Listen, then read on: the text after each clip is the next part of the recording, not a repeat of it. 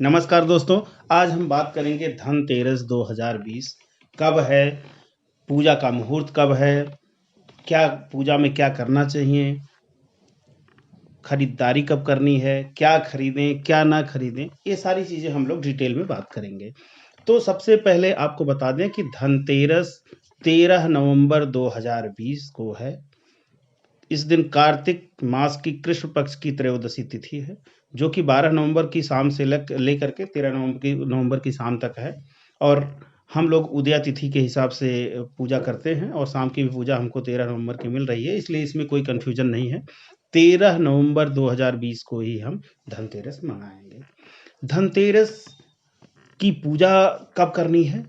यह पूजा होनी है शाम को 13 तारीख को 5:45 से लेकर के 8:24 के बीच में हमें पूजा करनी है। यही पूजा का मुहूर्त है।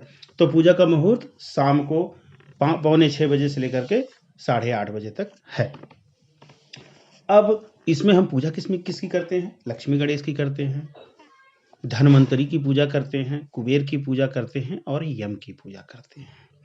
तो लक्ष्मी गणेश की पूजा हम सभी जानते हैं कि अब गणेश जी की पूजा करेंगे, लक्ष्मी जी की पूजा करेंगे, उनसे लक्ष्मी जी से गणेश जी से सुख सौभाग्य के लिए, लक्ष्मी माता से धन की प्राप्ति के लिए हम अपना उनका आवाहन पूजन और उस हिसाब से अपना करेंगे जैसे करते हैं। उसके बाद धन्वंतरी की पूजा करवाते हैं। धन्वंतरी चूँकि स्वास्थ्य सबसे ज़रूरी चीज़ है। अगर स्वास्थ्य आपका अच्छा नहीं है तो कुछ भी अच्छा नहीं है, और धन्वंतरी की पूजा स्वास्थ्य के लिए होता है। जैसा कि हम लोगों को मालूम है कि समुद्र मंथन के समय में धन्वंतरी अमृत कलश लेके पैदा हुए थे। तो उस जो धन्वंतरी हैं वो क्या है, आपको आरोग्य देने वाले हैं। तो आरोग्य की प्राप्ति के लिए कि कोई हमको कष्ट ना हो, तकलीफ ना हो, बीमारी ना हो, इसलिए धन्वंतरी की पूजा होते हैं। इसी दिन कुबेर की भी पूजा की जाती है और इसी दिन यम की भी पूजा की जाती है। अच्छा, ये तो पूजा हम लोग कर लेंगे। अब इसमें हम दीपक, बहुत लोगों में कन्फ्यूजन होता है कि कितने दीपक जलाएँ, कितने ना जलाएँ, क्या करें? तो उसमें क्या है कि त्रयोदशी, वो कार्तिक मास का 13वाँ दिन है, तो इस दिन हम 13 दीपक घर के अंदर जलाते हैं और 13 ही दीपक हमको घर के बाहर जलाना चाहिए। 13 घर के अंदर और 13 घर के बाहर। और ये सारे दीपक सरसों के तेल में जलाते हैं, सरसों के तेल में जलना चाहिए।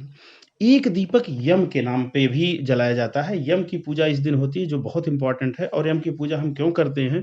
यम की पूजा इसलिए करते हैं कि जिससे कोई दुर्घटना ना हो, कोई अकाल मृत्यु ना हो, इसलिए यम को प्रसन्न करने के लिए हम यम की पूजा करते हैं। इस दिन यम के नाम का दीपक भी जलाते हैं। अब यम के दीपक जलाने के लिए एक विधान है। यम का दीपक कौन जलाए और किस समय जलाए? तो इसमें यम का दीपक जब सब लोग खाना-पीना खा के, अपना पूजा-पाठ करके, खाना-पीना खा के जब बच्चे सो जाएँ या सोने जाएँ, तो जो घर का सबसे बुजुर्ग व्यक्ति हो, वही यम का दीपक जलाता है। और यम का दीपक घर के बाहर दक्षिण दिशा की ओर मुँह करके जलाना चाहिए, दक्षिण दिशा में जलाना चाहिए। और यह किसी कूड़े कूड़े या गंदगी का जो ढेर हो वहाँ पे, या नाली में जलाना चाहिए। साफ-सुथरी जगह नहीं जलाना चाहिए।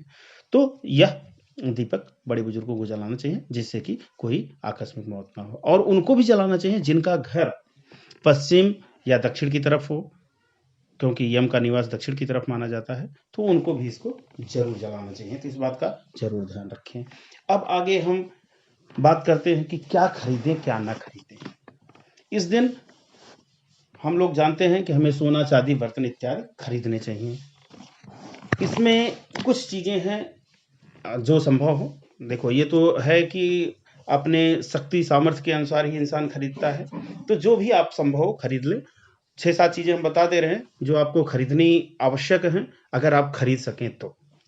या इनमें से कुछ, जैसे पानी भरने वाला कोई बर्तन ज़रूर लेना चाहिए, जैसे लोटा है, ग्लास है, कलश है, इस तरह का कोई एक चीज़ लेना चाहिए, क्योंकि धन्वंतरी कलश लेके उत्पन्न हुए थे, तो उनकी उसमें। दूसरा, इस दिन चांदी या पीतल का बर्तन खरीदना आवश्यक है। चांदी या पीतल में से जो भी आप, क्योंकि लोहे का बर्तन नहीं खरीदना चाहिए, बहुत लोग लोहे के बर्तन खरीदते हैं, लोहे के बर्तन ना खरीदें। चांदी या पीतल का बर्तन, दोनों में से जो भी संभव हो वो खरीदें।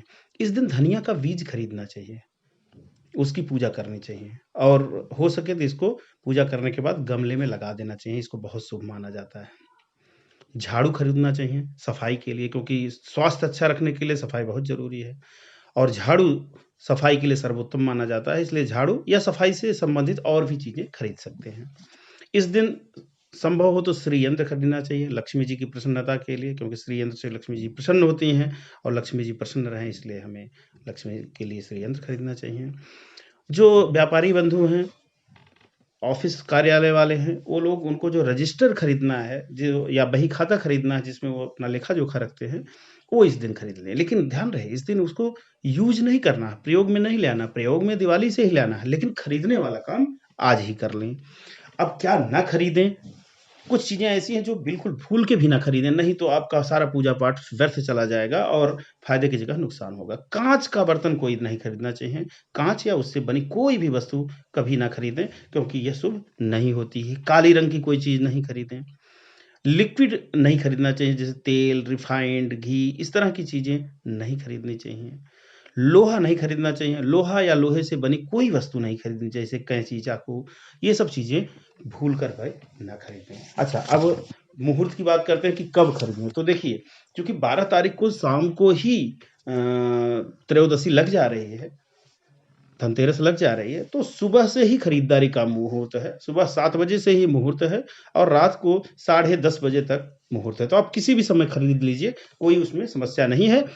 स्थिर लग्न है, जैसे वृश्चिक लग्न है, सुबह 7:16 से लेकर के 9:32 तक है, इसमें खरीदना अच्छा माना जाएगा। फिर 9:41 से लेके 10:39 तक, फिर 12 बजे से लेकर के 12:30 बजे तक दिन में, या शाम को कुंभ लग्न है, ये भी स्थिर लग्न है, इसमें आप 1:23 से 2:55 के बीच में खरीद सकते हैं। वृषभ लग्न आपका 5:58 से लेके 7:53 तक है। तो ये सब कुछ विशेष समय है, वैसे पूरे दिन ही खरीदारी का मुहूर्त है।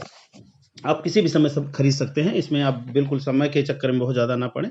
हाँ, लेकिन जो चीज़ें खरीदनी हैं, वो कोशिश करें कि वो खरीदें, और पूजा मन से, दिल से करें, और जिससे कि आप आरोग्यता प्राप्त करें और सुख समृद्धि बनी रहे। जय माता रानी की।